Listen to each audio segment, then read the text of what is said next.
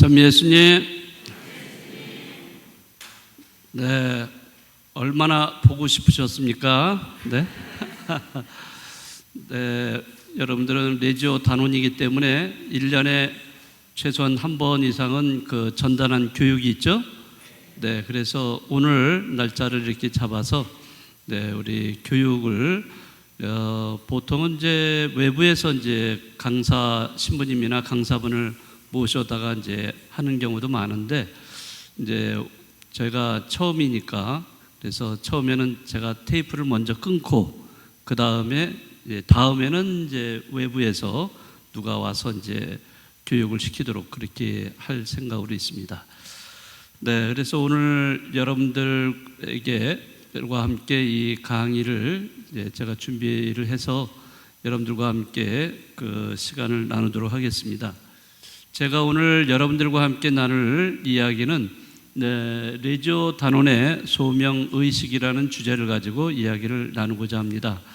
물론 뭐 다 아는 이야기이긴 하겠지만은 그래도 다시 되풀이하면서 우리가 되새겨 본다면은 레지오 단원으로서 내가 어떻게 살아왔는지, 어떤 마음을 가지고 이 레지오 단원으로서 활동을 하고 있는가, 이런 점도 좀 더 성찰하고 반성할 수 있는 좋은 기회가 되지 않을까 생각을 합니다. 자, 먼저 여러분들과 함께 영상을 좀 볼까 합니다.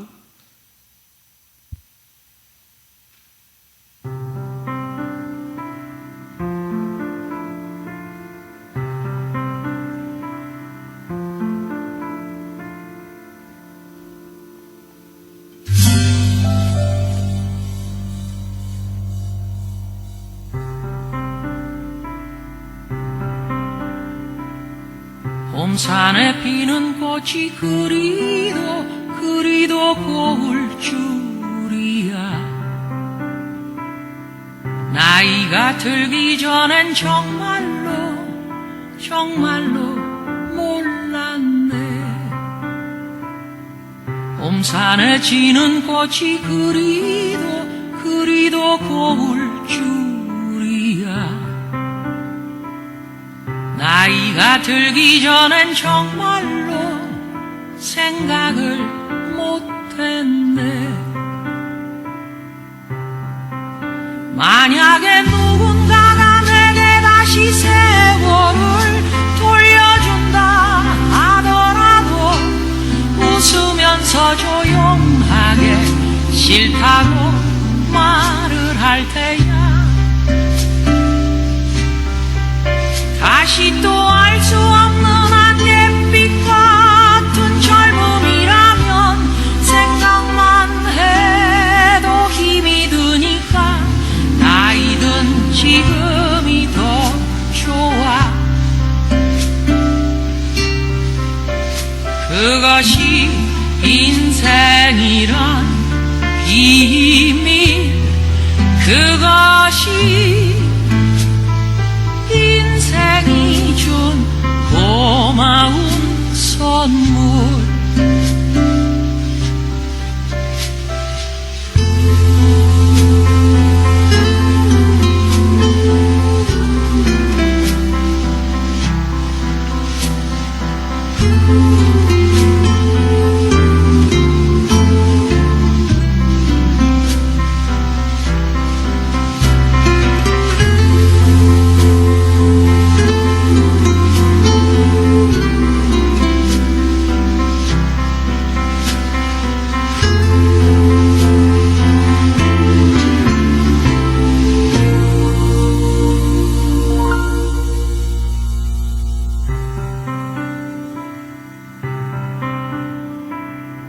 봄이면 사내들의 피는 꽃들이 그리도 고운 줄. 나이가 들기 전엔 정말로 몰랐네. 내 인생의 꽃이 다 피고 또 지고 난 그 후에야 비로소 내 마음에 꽃 하나 들어와 피어 있었네.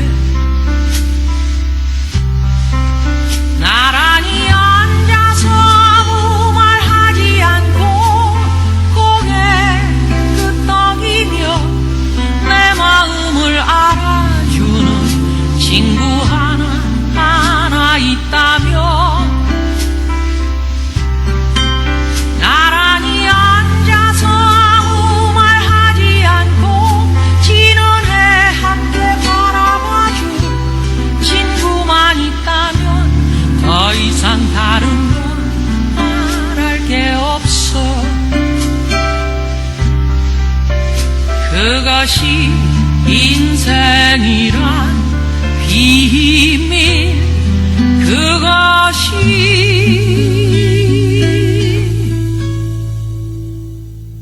인생이 준 고마운 선물.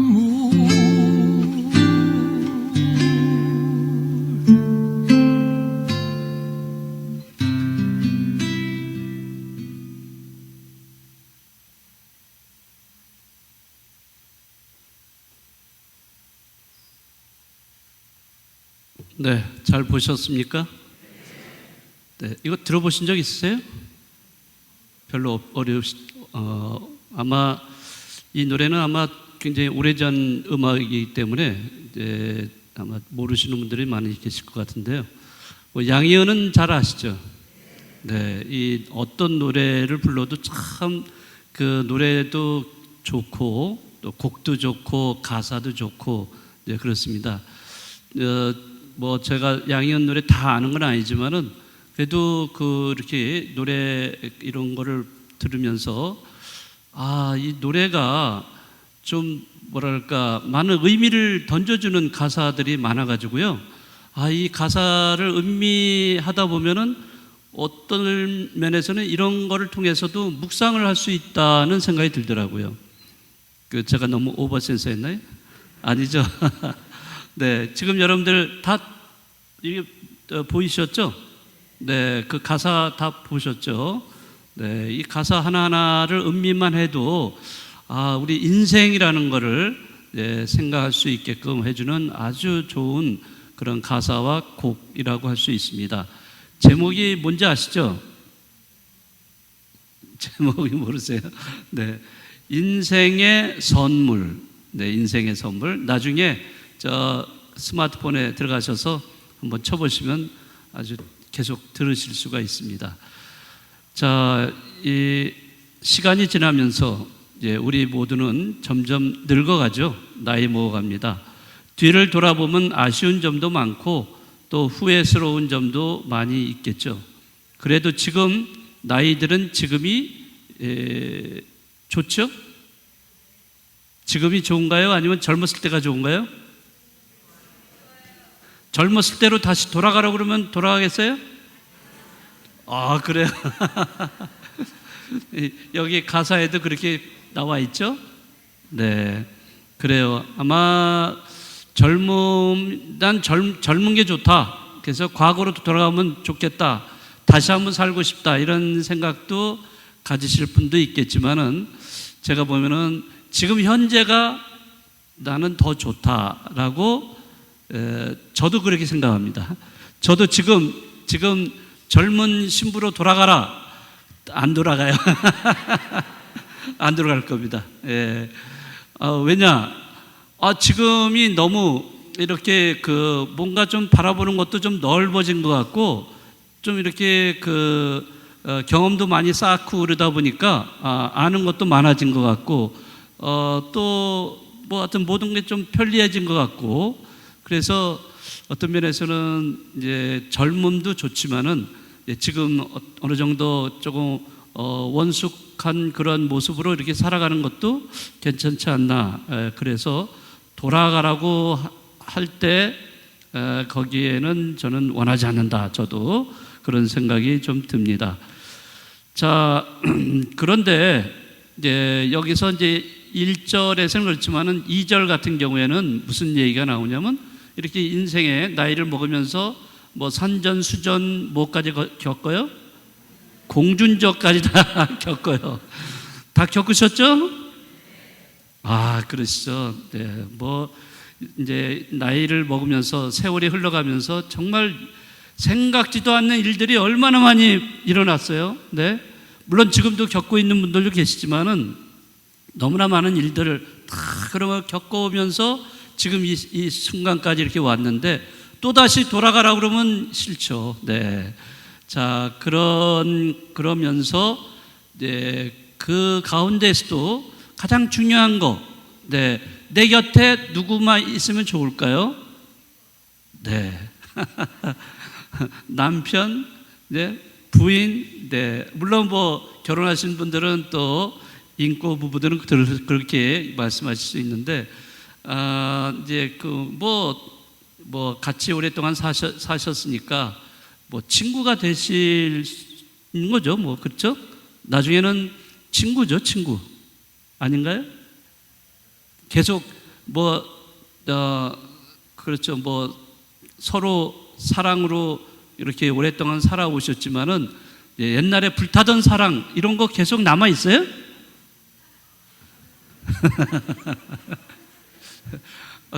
여기 형제님들은 반응이 없어요. 어떻게? 네? 안 해보셨어요? 예? 사랑은 안 해보셨어요? 해보셨죠? 근데 말씀이 별로 없으시네요. 네.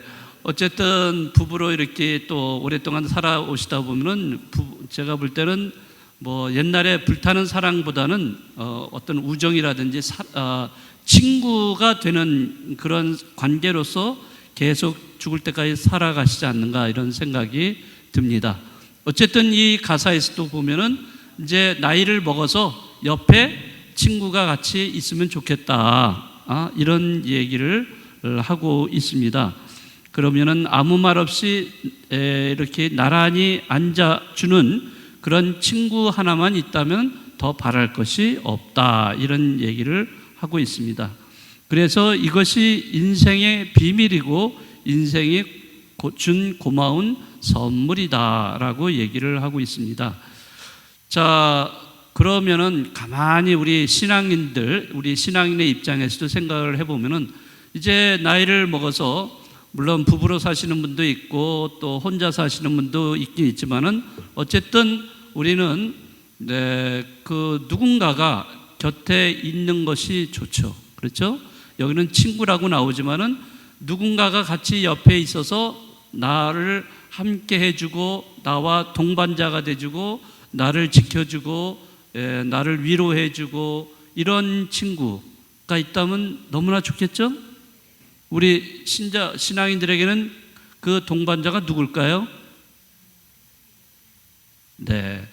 물론 가까운 친구도 있을 수 있지만은 궁극적으로는 우리는 하느님이죠. 하느님. 하느님께서 내가 젊었을 때부터 또 이렇게 나이 먹어서 머리가 희끗희끗하고 이제 죽을 날이 얼마 안 남은 나한테 늘 나와 함께 해주시고 나와 친구가 되주시고 나와 동반자가 되주시고 그렇게 해서 내가 기쁠 때 함께 기뻐해 주시고 또 내가 슬플 때 내가 힘들 때 정말 그래도 같이 함께 해주시는 하느님. 네, 그분을 나의 친구라고 생각을 한다면은 얼마나 우리는 기쁩니까? 예? 우리는 기쁘게 생활할 수가 있어요. 예? 그런데 우리는 하느님을 친구, 동반자라고 생각하지 않는다면은 그분은 저기 어디 멀리 떨어져 계신 분, 그런 분으로밖에는 되지는 않죠. 그러면 나하고는 멀리 계신 분이 될 수밖에 없습니다. 그러니까 저는 이 가사를 이렇게 들으면서 친구라는 얘기가 나올 때 이게 바로 우리가 나이를 먹어서 또 계속해서 친구가 되주시고 동반자가 되주시는 분이 바로 하느님 그분이시다라고 생각이 들었습니다. 자, 궁극적으로 이 늙음이라는 것은 하느님의 선물입니다. 하느님의 선물이에요. 자, 사람이 태어나서 늙고 병들고 죽는 것 이것이 또 은총이에요. 하느님의 은총. 늙음은 피해갈 그런 것이 아니라 우리 인생을 성숙하게 만들고 완성으로 이끌어주는 길이라고 얘기할 수 있습니다. 그래서 늙음이 축복이고 늙음을 받아들일 때 비로소 인생은 아름답게 완성되어 간다 이렇게 얘기할 수가 있습니다. 여러분은 아름다운 인생의 완성을 위한 방법 중에 하나를 선택하셨어요. 뭘까요?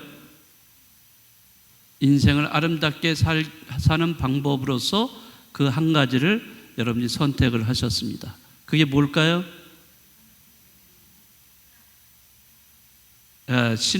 신앙생활이죠. 신앙생활 중에서도 어떤 방법을 택하셨어요 지금? 레지오를 선택하셨어요. 레지오. 여러분들 레지오 지금 강제적으로 하고 계세요? 억지로 하고 계세요? 아니시죠? 자발적으로 하고 계시죠? 기쁜 마음으로 하고 계시죠? 아, 이상하네. 우리 저희 형제님들은 대답이 없으셔요. 어떻게? 예? 그 형제님들한테만 여쭤보겠습니다. 레지오 이렇게 하시면서 사시니까 즐거우시죠? 아, 네네. 우리 형제님들은 금방금방 표현을 잘 안 하시고 속에서부터 이렇게 우러나오는 게 있으신 것 같아요. 네. 자, 그래서 여러분들은 레지오라는 이러한 방법을 가지고 방법을 선택을 해서 하느님을 찬양하고 하느님께 영광을 드리고 그러면서도 이 늙음을 하느님의 선물로서 받아들이면서 인생을 아름답게 이렇게 살아가시는 분들입니다. 맞죠? 네. 아름다운 인생, 아름답게 인생을 만들어 가시는 여러분들. 왜? 여러분들은 레지오를 선택을 해서 레지오 단원으로서 살아가시기 때문에 그렇습니다.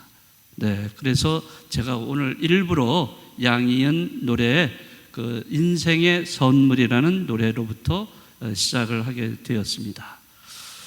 자, 그러면은 이제 본론으로 들어가겠습니다. 네.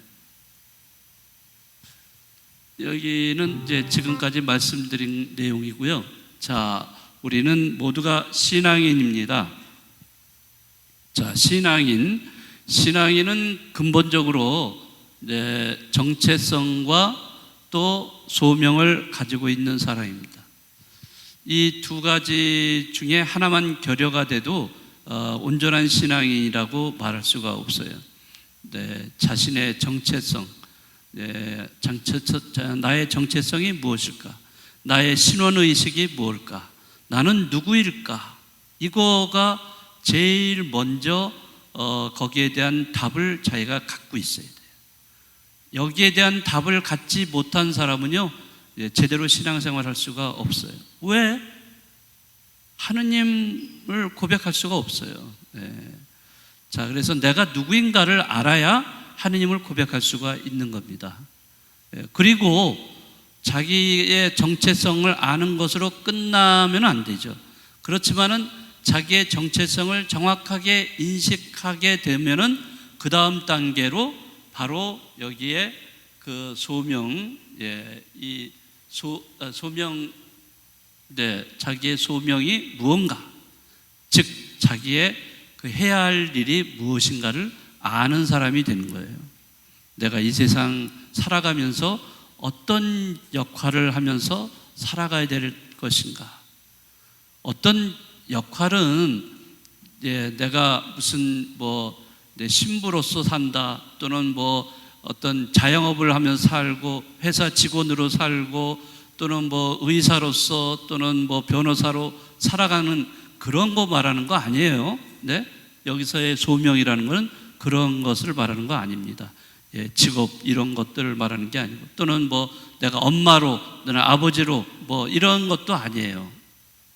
네, 그거는 바로 하느님이 주신 소명, 하느님이 주신 그 역할을 사명이라고 할 수 있죠. 또 그거를 제대로 깨달아서 하는 거예요. 자, 그렇기 때문에 신앙인은 첫 번째로 자기가 누구인가, 자기의 정체성을 먼저 알아야 되고 그 다음에 그것을 이어서 자기가 해야 될 역할, 이 세상에서 어떤 역할을 하면서 신앙인으로 살아가는가, 이런 거를 알 수가 있죠. 자, 그러면은 이러한 것을 먼저 정체성을 이제 깨닫고 소명을 알기 위해서는 뭐가 필요하냐면 기도가 필요합니다. 기도가 필요해요. 기도 안에서 자기의 정체성을 깨닫고 그러면서 자기의 소명을 알게 된다고 할 수 있습니다. 이 기도는 바로 하느님께 자기 자신을 드러내고 그래서 하느님을 만나고 그분의 말씀을 듣는 시간이죠. 그리고 또 자기 자신을 들여다보면서 자기를 성찰하는 그런 시간이기도 합니다. 자, 이런 성찰과 반성, 이러면서 하느님을 만났을 때 자기의 정체성이 뭐다 하는 게 정확하게 드러나게 되는 거죠.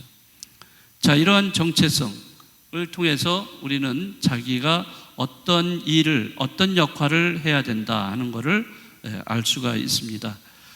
자, 그렇게 소명의까지 안 사람은 결국에는 다시 정체성을 재확인하는 작업으로 들어가는데, 그 작업은 뭐냐면 소명, 사명을 수행함으로써 그게 자기의 정체성을 더 확고하게 만들어지게 만듭니다.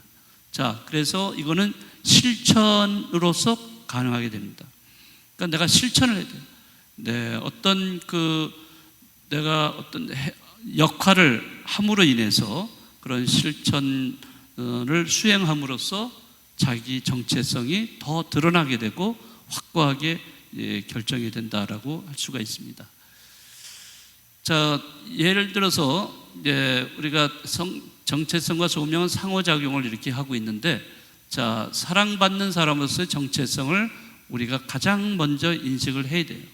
그러니까 자, 이것은 예수님이 우리에게 먼저 보여주셨어요.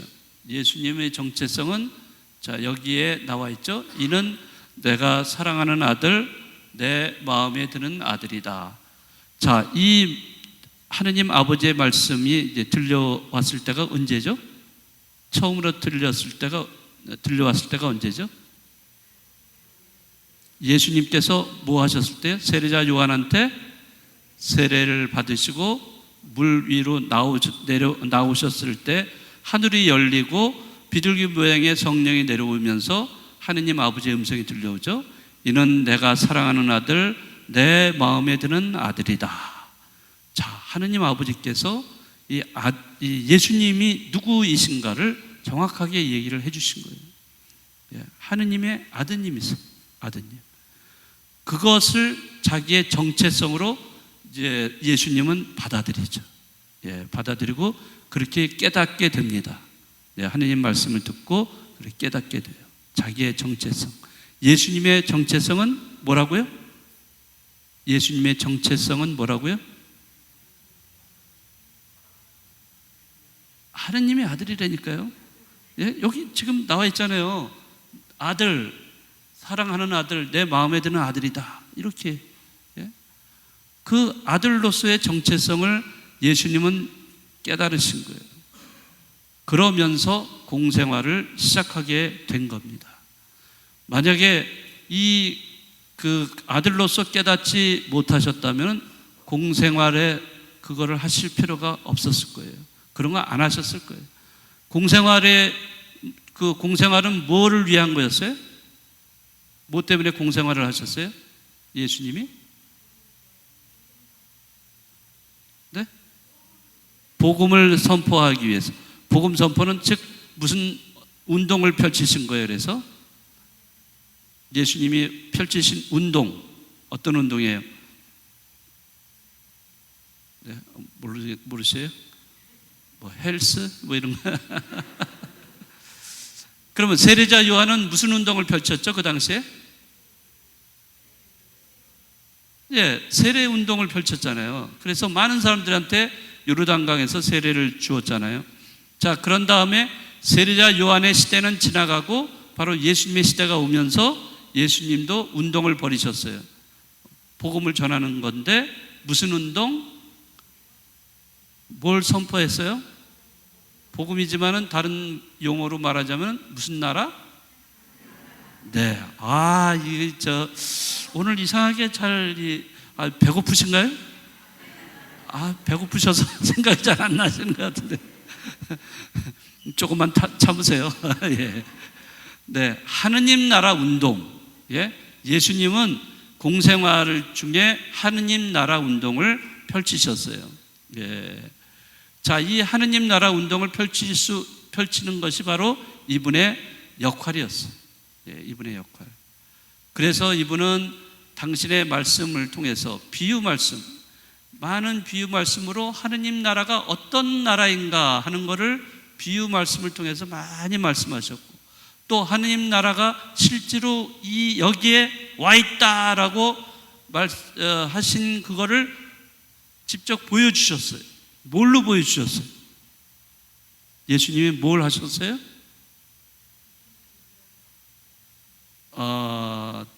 사람들이 다 예수님만 찾아오잖아요.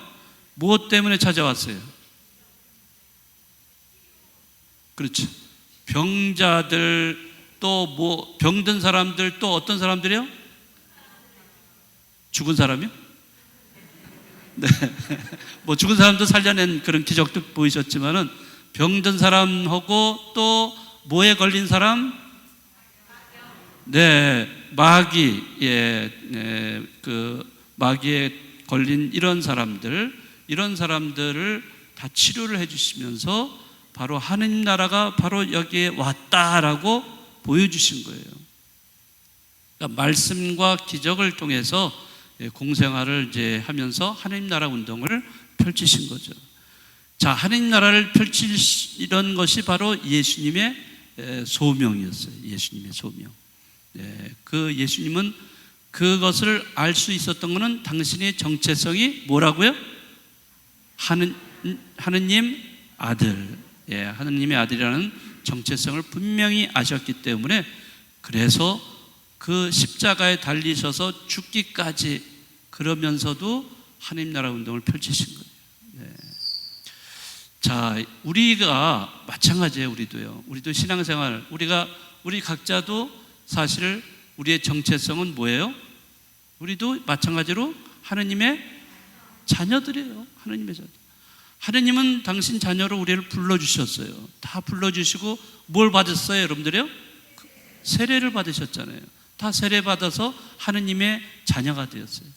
여러분들의 정체성, 물론 정체성이 하나만 있는 건 아니에요. 살아가면서 정체성은 굉장히 많은데 그 중에 가장 최우선적인 정체성은 우리의 정체성이 뭐죠? 하느님의 자녀입니다. 하느님의 자녀. 이게 우리의 최우선의 정체성입니다.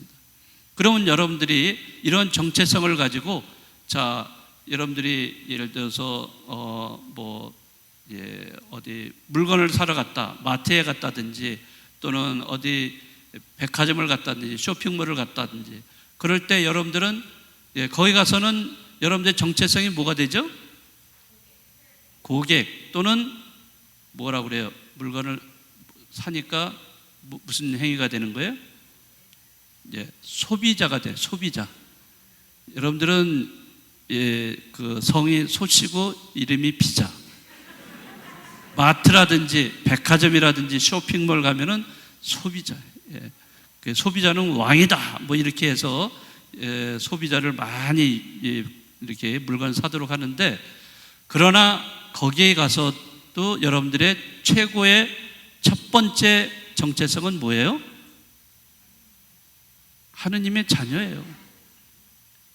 여러분들이 밖에 나가서 어디를 가든지, 여러분들이 음식점에 가든지 백화점을 가든지, 또 직장 생활을 하시는 분들도 직장에 가셔도 거기서 여러분들의 최우선적인 정체성은 뭐라고요? 하느님의 자녀예요. 여러분들이 가정 안에 가셔도, 가정에서도 여러분들의 정체성, 첫 번째 정체성이 뭐라고요?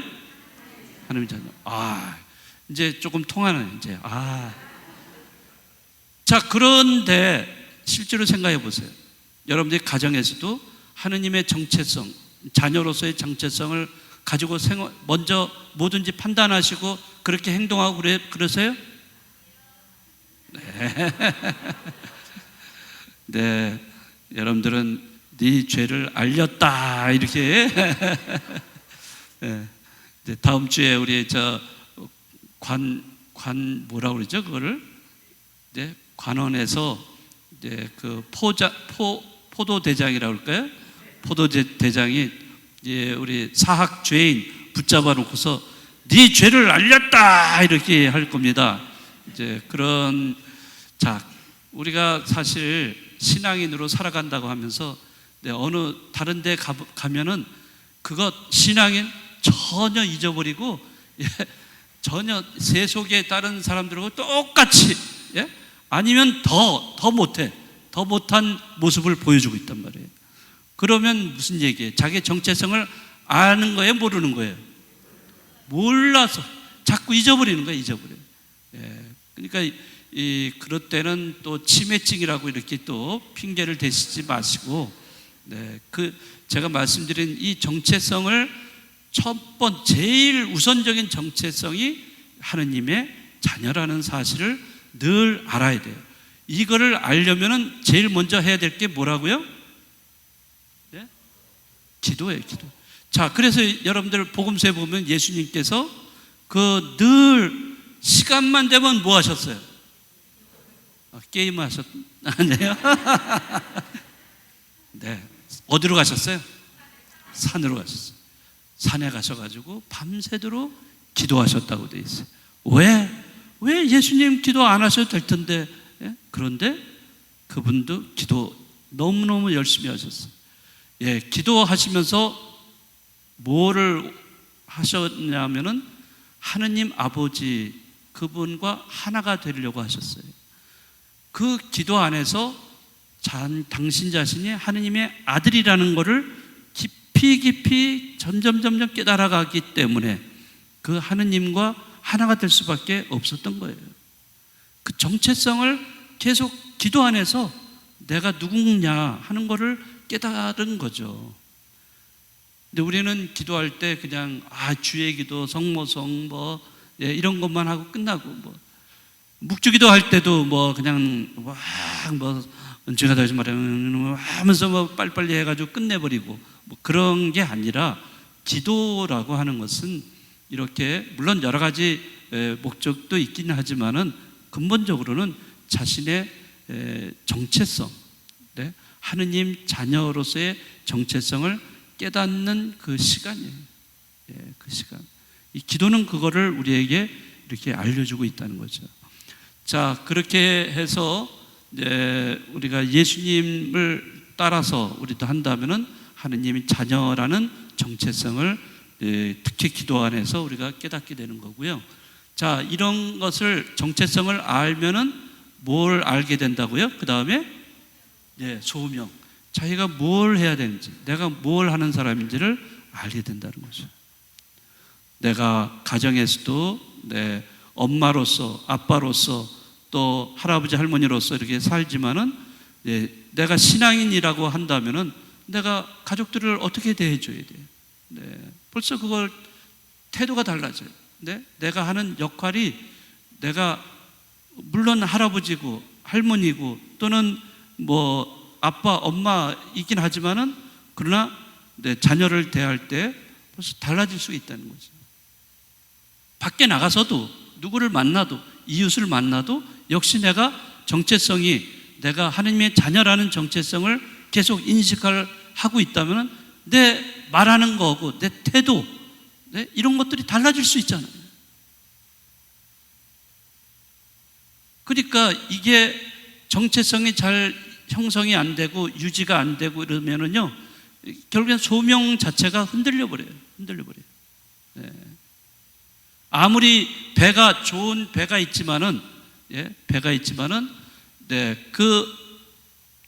거기에 노를 제대로 젓지 못한다면 방향을 상실할 수가 있습니다. 자, 그런 면에서 우리가 정체성과 소명을 잘 아는 것, 그래서 이것대로 실천하는 것이 중요하다라는 면에서 자, 그 다음에 우리 레조 단원들은 어떨까? 레조 말에는 어떨까? 자, 소명 의식을 한번 생각을 해보겠습니다. 자, 레조 역시 마찬가지예요. 정체성 그리고 소명을 가지고 있습니다. 여러분들도 기도를 통해서 또 뿐만 아니라 여러분들은 또 그 다음에 뭐죠? 활동입니다. 활동. 여러분들이 지금 해야 될 거는 기본적으로 기도하고 활동하는 거. 이게 모든 레조 단원한테 주어져 있는 거죠. 그러죠? 자, 이거 마찬가지예요. 아까 제가 말씀드린 거랑 마찬가지예요. 자, 여러분들은 기도를 하셔요. 기도도 여러 가지 기도가 있긴 하지만은 뭐 제일 기본적인 거는 이제 묵주기도를 많이 하시긴 하는데, 까떼나에도 바치시고 뭐 많이들 하시는데, 어쨌든 기도를 바치신다는 거는 자기의 어떤 레지오 단원으로서의 어떤 신혼의식, 정체성을 더 많이 이제 인식을 더 하는 거죠. 기본적으로는 하나님의 자녀이면서 그 하나님의 자녀 중에서도 레지오 단원이라는 그런 신혼의식을 확고하게 하는 겁니다. 네, 기도 안에서. 자, 그리고 그런 거를 잘 알 때 여러분들은 어떤 역할을 해야 된다. 레지오 단원으로서 어떠한 역할을 하는 사람이 돼야 된다. 이런 거를 알 수가 있는 거죠. 그러니까 여러분들이 활동을 이제 해야 되는데, 이런 여러분들이 사명감을 갖고서 그거를 해야 되는데, 사명감, 어떤 소명 의식이 제대로 정립이 안 돼 있다면 활동이 잘 될 수가 없어요. 그러면 소명 의식이 잘 갖고 있으려면은 그것에 앞서서 뭐가 정립이 돼야 돼요? 소명 의식을 제대로 갖고 있으려면은 그게 앞서서 뭐가 정립이 돼야 되죠? 정체성이 정립이 돼야 되죠. 정체성이 뭐라고 그랬죠? 여러분들은 레지오 단원들이에요. 네. 근본적인 거는 하느님의 자녀이지만은 조금 더 구체적인 거는 레지오 단원이라는 정체성을 갖고 계신 거예요. 여러분들은 어디 가든지 다 레지오 단원이세요. 레지오 단원. 여러분들이 저기 미국에 가시면 거기서는 난 레지오 단원 아니야, 그렇게 할 수 있어요? 아니죠. 네. 아니면 직장에 가셔가지고 거기서 직장 생활하시면서 나는 레지오 단원 아니야, 이렇게 하실 수 있어요? 근데 그런 분들이 계셔요. 우리가 신자 아니에요. 신앙인, 하나님의 자녀 아니에요. 어디 가든지 하나님의 자녀예요. 그런데 하나님의 자녀인데도 불구하고 어디 가면은 집에서는 성호 긋고 다 식사하고 막 그러는데 밖에 나가서 식당에 가서는 성호 전혀 그걸 생각 안 해. 다 잊어버려. 아니면 성호 근다 창피하니까 뭐 여기다가 이렇게 가슴에다 살짝 한다든지, 아니면 탁자 밑에다 손을 엄지손가락 딱 놓고 넓적다리에다가 딱 이렇게 십자가 긋는다든지, 뭐 이렇게 대신 한다든지. 근데 창피하세요? 이 성호 긋는 거 창피하세요? 밖에서? 네. 창피할 거 하나도 없어요. 또 묵주기도, 또 우리가 어디 가든지 묵주기도 하잖아요. 주머니에 이렇게, 주머니에 많이 우리 자매님들은 어디다가 따로 갖고 가시나요? 거기, 거기도 있고, 우리 형제님들은 주로 이제 묵주 주머니에 이렇게 뚫고 있는데, 뭐 밖에 나가셔도 얼마든지 묵주기도 하실 수 있잖아요. 그렇죠. 차를 뭐 지하철을 타든 버스를 타든 뭐 이렇게 들고서 얼마든지 할 수 있죠. 네. 그러니까 어떤 경우는 이제 창피해서 이제 잘 못하는 경우도 있으신데, 좀 우리가 기도하려면요 낯짝이 두꺼워야 되죠. 네. 아무튼 우리가 이렇게 기도를 함으로써 자기가 하느님의 자녀, 특히 레지오 단원이라는 것을 자꾸 인식하는 거죠. 네, 인식하는 거예요.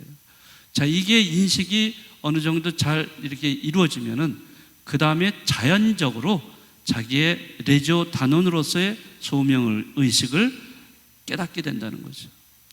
내가 레지오 단원으로서 어떤 일을 해야 되겠다. 네, 그게 이제 뭘로 나타나냐면 봉사로 나타나요. 활동, 특히 봉사, 이런 거 봉사. 우리 레지오 단원 여러분들 봉사 굉장히 많이 해오셨어요.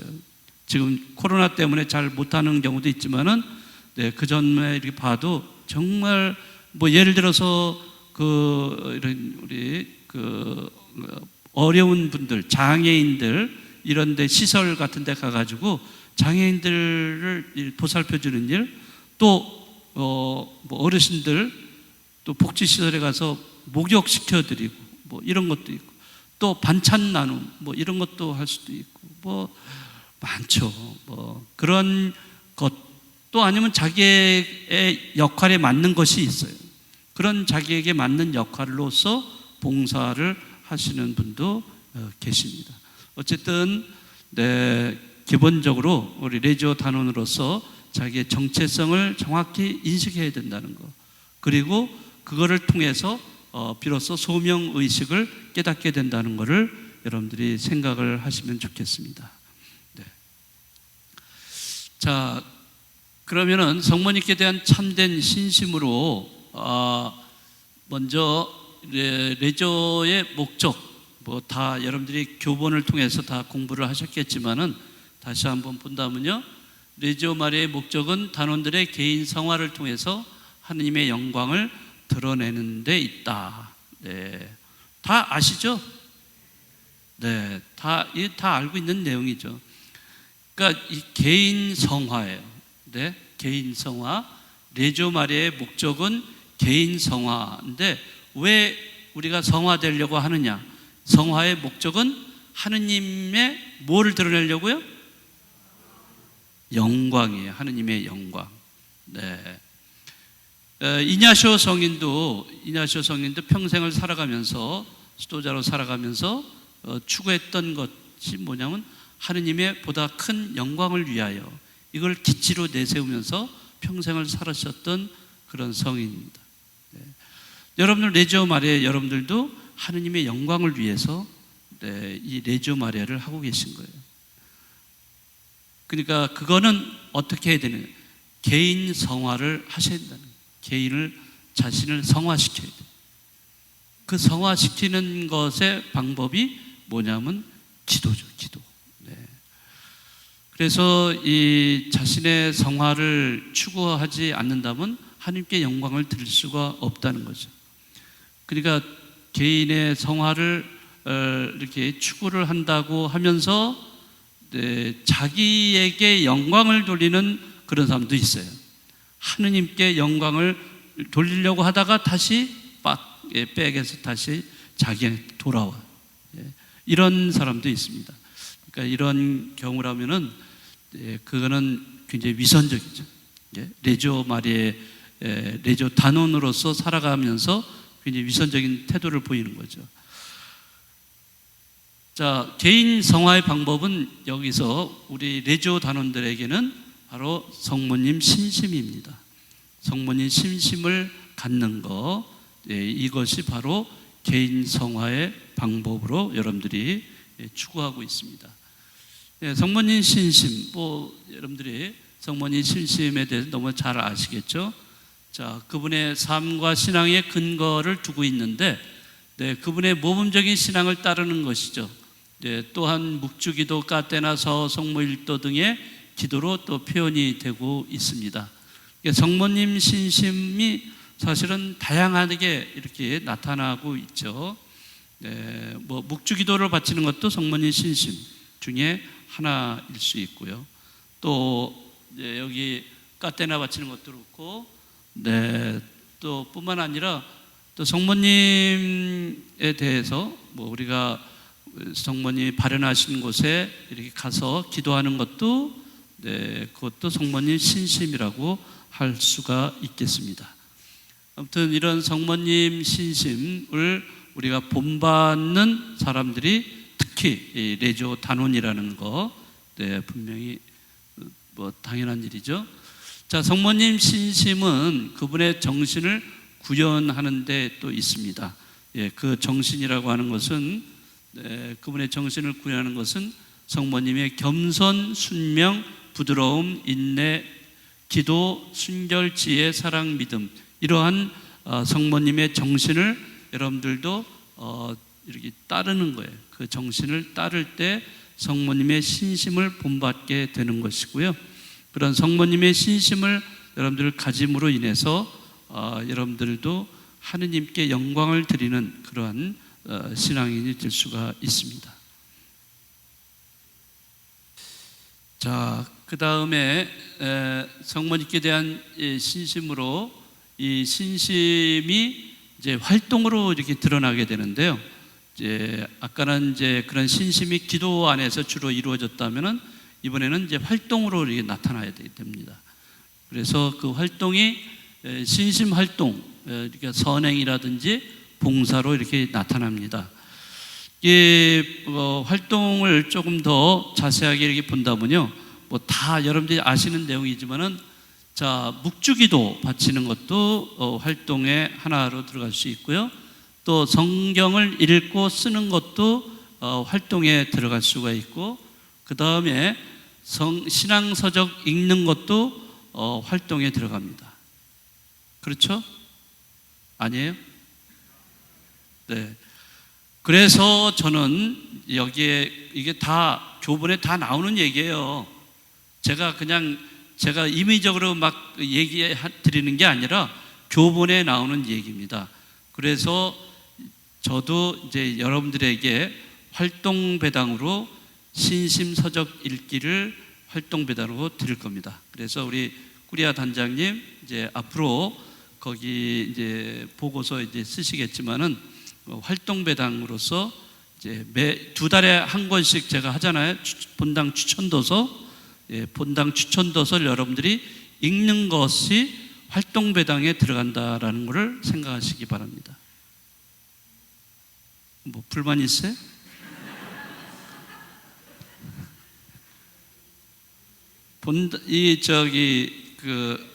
우리 제일 높은 게 뭐예요? 세나투스예요? 네? 콘칠리움. 예, 어쨌든 거기서 결정을 했어요. 본당 신부 말을 제일 우선적으로 들으라고. 그렇죠? 아니, 제가 지금 꾸며낸 얘기가 아니라 그 상부에서 결정해서 내려온 이야기예요, 이거. 맞죠? 네. 그래서 제가 자신 있게 말씀을 드립니다.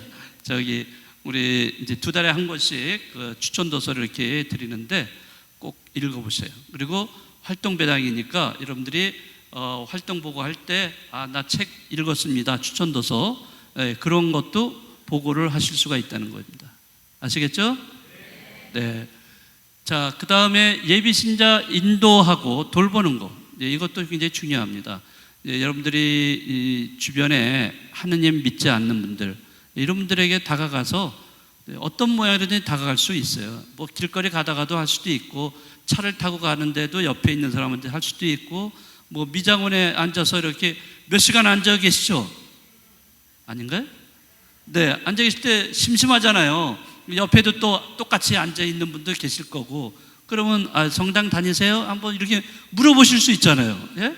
예, 그렇게 해가지고 만약에 안 나간다 그러면 우리 성당에 멋진 신부님이 계신데 한번 성당에 오시지 않겠어요? 이렇게 초대할 수도 있죠. 네?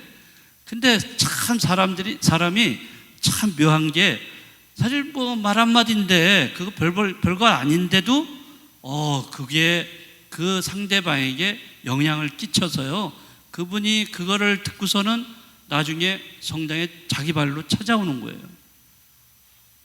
그 예비 신자들 이렇게 그 면담을 하다 보면 그런 분들, 그렇게 얘기하는 분들이 계세요.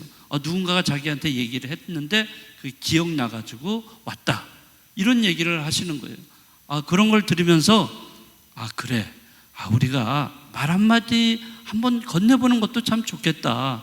물론 제일 좋은 거, 가장 효과적인 선교 방식은 뭐예요? 자기 몸으로 사랑을 실천하는 거예요. 예? 네, 정말 모범적인 그런 사랑을 어려운 사람을 도와준다든지 자선을 베푼다든지 어쨌든 남을 도와주고 이러는 거를 직접 보여줄 때 굉장히 감명받잖아요. 예?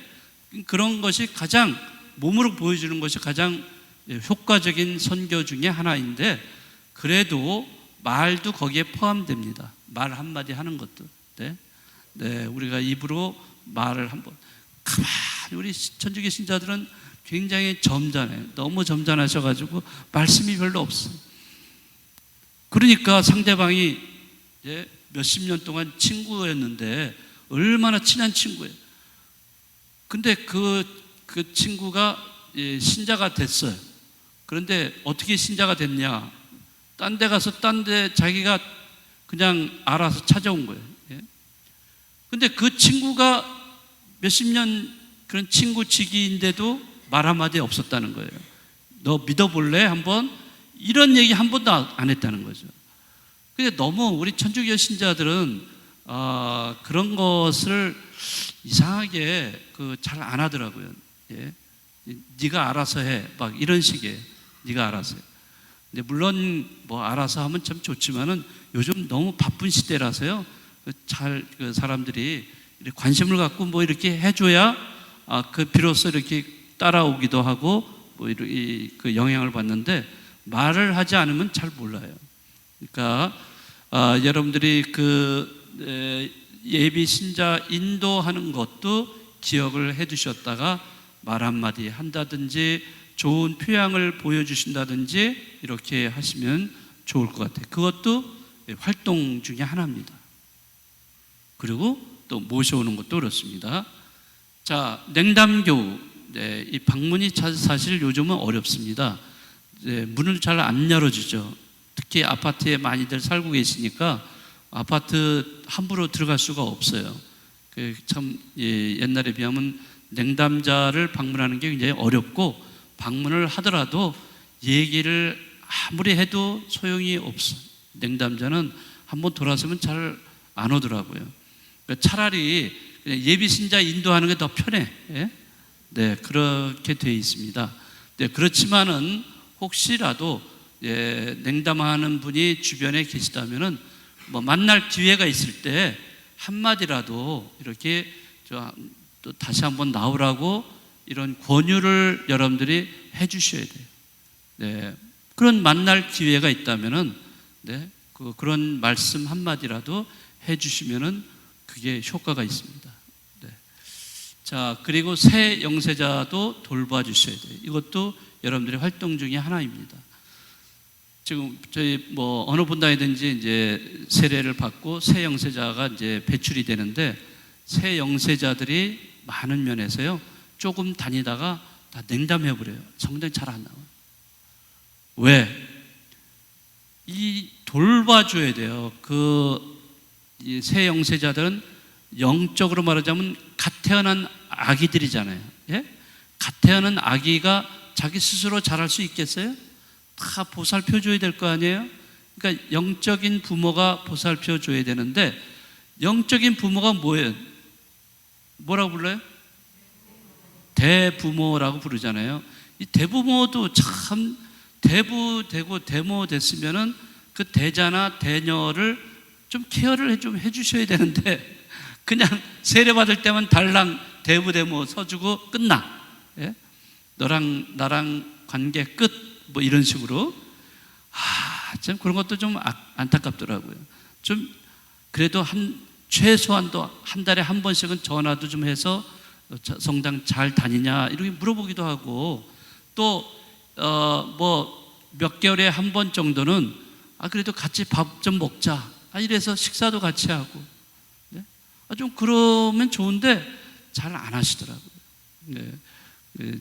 레조 단원 여러분들은 아니시겠죠? 잘 돌봐주시겠죠? 지금부터 이제 결심하는 거예요? 자, 그래서 레저 단원 새 영세자 돌보는 거, 자기 구역, 특히 자기 구역이나 자기 반에 혹시 새 영세자가 있으면 연락을 해서 좀 말 한마디라도 이렇게 케어를 해주시면 참 좋겠습니다. 네. 자, 그 다음에 전입교우. 지금 전입교우는 그렇게 많지는 않지만은 그래도 자기 반 구역에 혹시 전입자가 있다면은 연락을 해서 어떻게 잘 신앙생활 하는지 이런 것도 좀 살펴봐도 좋겠습니다. 그 다음에 본당의 각종 행사에 참석하고 또 그것을 참석하도록 권유하는 것도 활동 중에 하나입니다.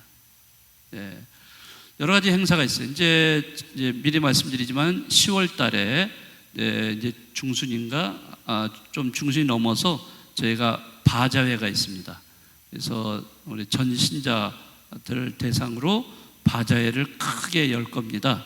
이런 행사가 있을 때 여러분들이 참석하는 것, 또 여기 참석하도록 권유하는 것도, 이런 것도 활동 중에 하나입니다. 다음에 유아세례 권면하는 거. 주변에 보면은 아이가 이제 요즘 뭐 태어난 아이 잘 안 잘 안 태어나는 게 아니라 안 낳죠. 그 안 낳는 이런 걸로 인해서 정말 저출산 이런 아주 그런 지금 그래서 인구 절벽이라고 할 수가 있죠. 우리나라가 굉장히 지금 저출산 이런 상태에 있는데요. 어쨌든 아이가 태어났을 때 얼마나 기쁩니까? 그럴 때 세례를 받게 해야죠. 유아 세례를 받게 해야 되는데 이런 거를 믿는 분들이 신자분들이 다 잊어버려요. 잘 안 해. 그러니까 그럴 때 옆에서 혹시 그런 가정이 있으면은 좀 받을 수 있도록 권면을 해주시면 좋죠. 또 환자 방문 및 돌봄, 이 환자 방문도 굉장히 중요합니다. 요즘은 뭐 코로나 때문에 환자 방문이 좀 어려울지도 모르겠는데요. 어쨌든 가능하다면 환자 방문도 좀 해주셔야 되고요. 특히 이제 병자 영성체, 저희 본당은 한 달에 한 번씩 이제 매달 다음 달부터는 이제 매달 4번째 금요일 날 오전 10시 미사 끝나면 있습니다. 그래서 그 병자 영성체 혹시 주변에 환자가 계시면은 병자 영성체 받으라고 권면을 해주시면 좋겠어요. 저희가 지금 뭐 많지는 않아요. 뭐 한 7, 8명 뭐 그 정도 되는 것 같은데요. 혹시 주변에 집에서 이렇게 환자들이 계시다든지 그러면은 찾아가서 다 해드릴 수 있습니다. 그리고 병자 성사도 드릴 수 있어요. 좀 약간 좀 어려우시다 이런 환자분들이 계시다면은 미리미리 병자 성사를 받도록 이렇게 해주셔야 돼요. 막 이제 뭐 임종이 가까워가지고 막 그 병자 성사 달라고 막 그럴 때 너무 긴박하거든요. 그러니까 미리미리 이렇게 해주시면 좋고요. 또 특히 대세, 이제 대세도 이 레조 단원 여러분들이 대세 주는 방법도 아셔야 돼요. 이거 다 아시죠? 네, 대세 비상세례라고 하는데 이 비상세례는 본인 어떤 분은 그래요. 막 그냥 수녀님 찾고 뭐 신부님 찾고 막 그러더라고요. 대세는 그렇게 안 해도 돼요. 대세는 누구나 다 줄 수 있어요. 네? 심지어는 지나가던 스님이 줄 수도 있어요. 네? 만약 내가 이렇게 줄 수 없는 상황이 된다 그러면은 그 사람을 시켜서 할 수도 있어요. 누구나 다 줄 수 있어요. 그러나 세례를 줄 때 이마에다 물을 뿌리면서 줄 때 나는 성부와 성자와 성령의 이름으로 누구누구에게 세례명을 정해야 되겠죠. 세례명을 정한 그 세례명을 부르면서 세례를 줍니다 하고 얘기를 해야 돼. 그래야 대세가 되는 거예요. 네? 그러니까 대세를 이제 보통 이제 그래도 뭐 누군가 이렇게 옆에 있고 그러니까 대세를 주기 위해서 이제 그 세례명을 정해야 되고 또 그 세례를 받으니까 누가 필요해요? 대부나 대모가 필요하겠죠. 대부 대모 중에 한 사람을 선택을 하고 그렇게 해서 세례를 주시면 돼요. 어려울 거 없어요. 네. 근데 그런 임종 때 가까워게 되면은 막 이런 가족들 분이 막 우왕좌왕 막 해가지고 반장님 찾고 뭐 구역장님 찾고 그러는데 아니 반장님 구역장님도 잘 몰라. 또 어느 때는 또 모르셔가지고 뭐 수녀님 또는 신부님 막 찾는데 그렇게 안 하셔도 대세는 누구든지 주실 수가 있습니다. 네. 자, 그리고 복지시설 방문 및 봉사 이것 뭐 다 아시는 내용이고요.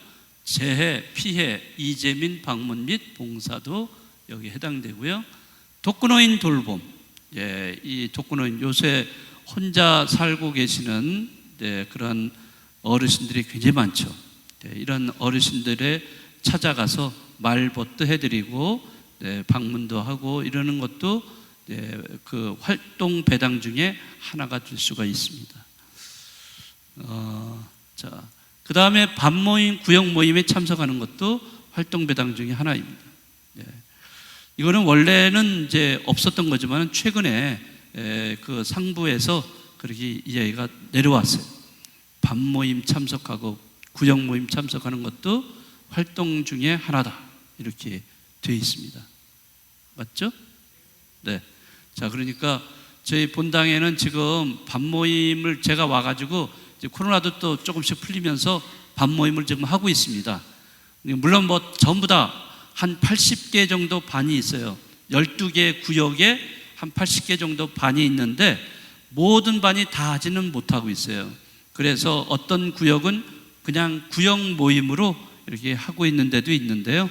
또 밤모임도 지금 한 3분의 1 정도는 하고 있습니다. 근데 되도록이면은 밤모임을 할 수 있다면은 밤모임을 하시면 좋고, 거기에 레지오 단원 여러분들이 참여하셔서 밤모임에 같이 해주셔야 됩니다. 우리 형제님들은 구역 모임에 참석을 해주셔야 돼요. 네. 한 달에 한 번이에요. 한 달에 한 번. 뭐 많지도 않고 한 달에 한 번이니까 이런 것도 해주시면 되겠습니다. 네. 그리고 마지막으로 생명 나눔 활동. 네. 예를 들어서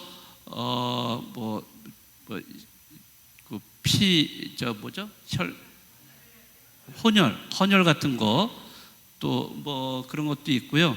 또 이런 낙태 반대 운동 있죠. 예, 이런 것에도 참여하는 거. 어쨌든 생명 존중을 하는데 그런 운동들이 있어요. 이런데 여러분들이 적극적으로 참여하는 것도 활동 중에 하나고, 또 자연보호, 우리가 환경운동에도 참여하는 것도 활동 중에 하나입니다. 네, 그래서 자연보호는 많이들 하시죠. 네, 그거는 좀 동네를 돌아다니면서 뭐 쓰레기 줍는 거라든지 이런 것도 할 수 있고, 그 밖에 다양한 방법으로 자연 보호 활동을 할 수가 있습니다.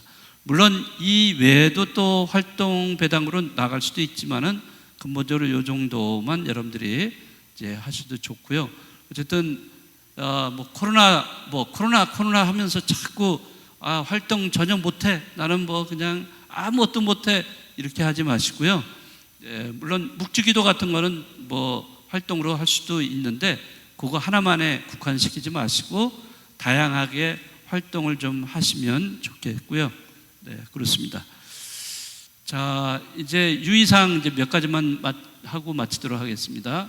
주회합에 참석을 해야 된다는 당연하고, 기도 절제, 성사 생활, 내적 생활을 충실히 해야 되고, 모험적인 신앙생활을 해야 되고, 친교 모임으로 변질되지 말아야 된다. 요게 조금 우리 레지오 모임이 좀 이런 게 주회합이 이런 식의 모임이 좀 가능성들이 많이 있어요. 그래서 우리 형제님들 1차 주회, 이거를 1차 주회라고 그러고, 밖에 나가서 이렇게 모여서 이거 하는 거를 2차 주회라고 하는데, 2차 주회 하시는 게 나쁜 건 아닌데, 그게 빈번하게 너무 있어서도 안 되고 시간을 딱 정해서 하셔야지 너무 길게 이렇게 하시면 안 된다는 그런 말씀입니다.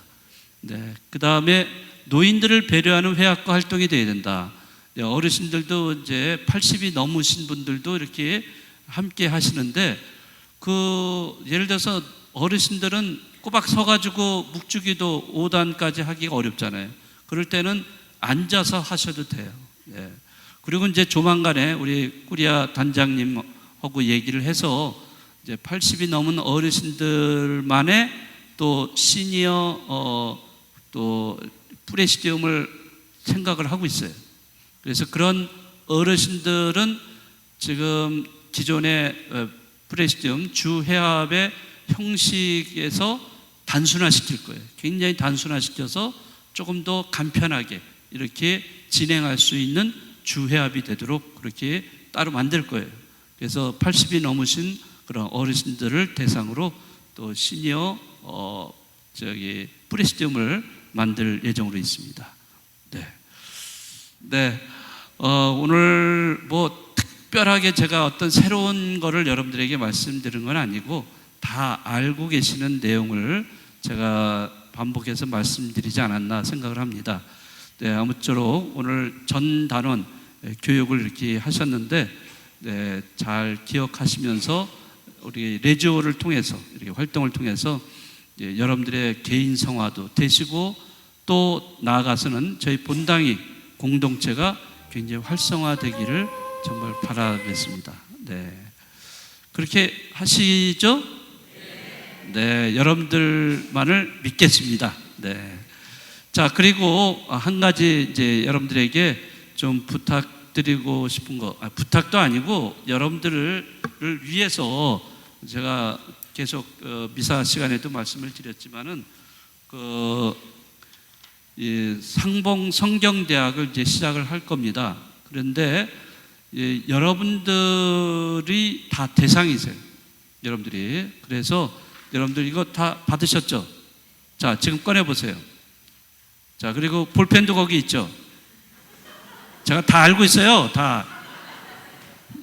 우리 형제님들도 다 꺼내시고, 이거 내신 분은 안 쓰셔도 되고, 안 내신 분들을 대상으로, 자, 이제 안 쓰셨으면은 이제 제가 어떻게 한다고 그랬죠? 끝까지 지구 끝까지 쫓아가가지고 네, 아유 정말 뭐 이렇게 본당 신부가 이렇게 좋은 음식을 준비해 놓고 있는데 안 드시면 안 되잖아요. 예? 정말 이거는요, 제가 불광동 성당에 제가 있을 때 이거를 실시해가지고, 불광동에서는 이제 성당이 여기보다 크기 때문에 신자도 많고 그래서 뭐 그럴 수도 있는데요. 400명이 등록을 했습니다. 400명이 등록을 해서 그 졸업식을 할 때, 2년 후에 졸업식을 할 때 300명이 졸업식을 했습니다.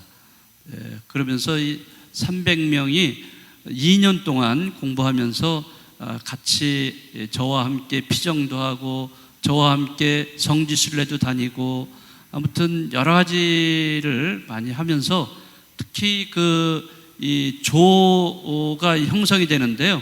이 조 모임에서 이렇게 만난 사람들끼리가 어마어마하게 친교가 이루어져 가지고 그렇게 잘 친교가 되니까 본당이 정말 살아났어요. 얼마나 활성화된지 몰라, 본당이요. 그러니까 이거는 개인적으로 성경 공부를 하는 어떤 그런 것도 있지만 이거를 통해서 여러 가지 부수적인 효과가 굉장히 큽니다. 여러분들 그걸 잘 하시고 이제 10월 6일부터 같이 공부를 시작했으면 좋겠습니다. 네, 그러면 오늘 강의는 이걸로 마치도록 하겠습니다. 감사합니다. 네, 강의해 주신 신부님께 다시 한번 뜨거운 박수 부탁드리겠습니다.